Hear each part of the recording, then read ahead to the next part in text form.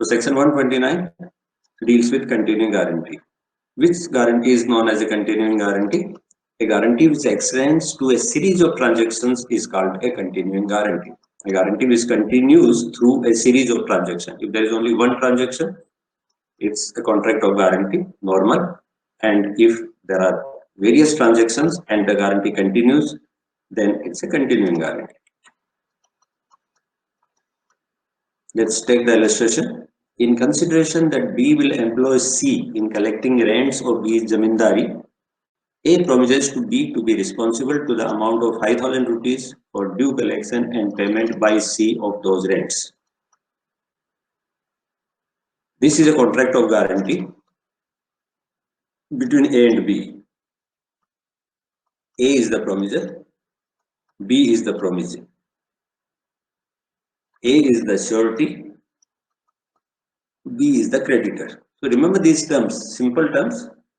The person who makes the promise, the promiser is surety. And what promise is A making?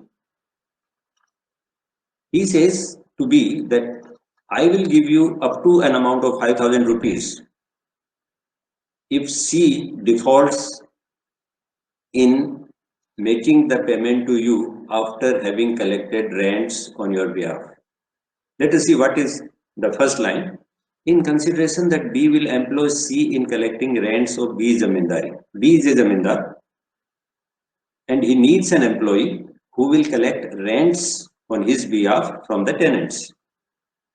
Zamindar is the person who owns the land and there are tenants in his land and somebody must be employed to collect rents from the tenants. C is to be employed for that purpose, but he wants a guarantee. Why? B is afraid because C will collect the rents and then may not pay to him.